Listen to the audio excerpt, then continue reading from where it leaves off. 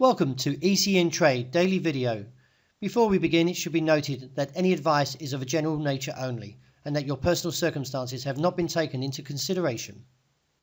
Hello everyone, my name is Rob Clayton and thank you very much for joining me. Well, the Australian dollar took one of the worst beatings over the last week as the market, you can see here on a daily basis, is collapsed towards that objective that I've been holding at 74.8090. With the low on Friday of 88, the market is showing a little bit of a response to the bullish side and could see a short impulse and respect this level towards 75.55 before the initial downturn. Above there, however, would see further supply around 75.90. Now, a break beneath 74.80 does give further scope to the downside and bring in an objective of 73.60.70 and reassess from there. Well, the dollar index powered on Friday and reached its objective after rebounding for also a key reversal week from that 98.40.60 level, and from the index rejects that 109 last week, and now it reaches its objective of 105.70. With the low being 73 this morning, we could see further weakness into this week. Now, a break beneath 70 would give further scope towards 104.55.70 and maybe even down towards January's low, which was a near 14-year lows of 103.42.70. Any advances on the day should find resistance around, firstly at 106.10.15, and then above there firmer at 106.65.75. Well, dollar yen miraculously recovered very well on Friday from the lows of 110.10, or just in front of that support at 109.90, and now looking towards that resistance of 35 that could even go towards 111.65.75.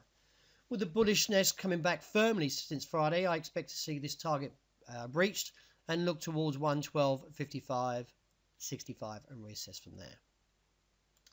Well, the pound takes another hammer into the downside, as you can see here, as it plummets towards its next target of 123.65.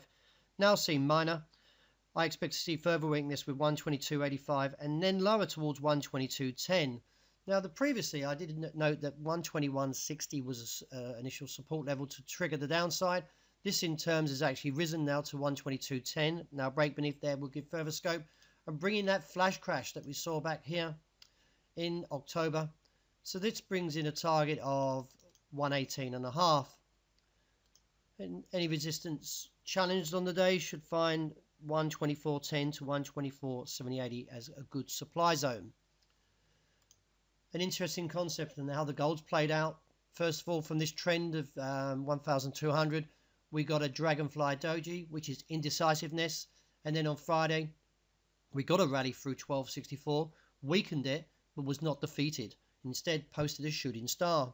Now from that we need to see another full body to a bearish candle to support further weakness. However, if we get a break of 48 today, then that will bring in that candle and support this shooting star to the next target of 12.38, maybe even lower to 24, and reassess from there.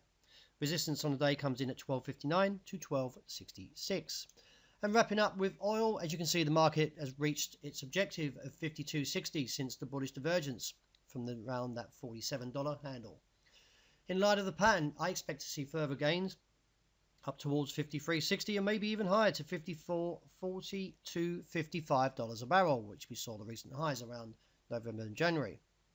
Any pullback should find demand now in front of that support at 51.10.40. So that wraps up my daily video. Thank you very much for joining me, and as always, look out for the intraday report that will be released shortly.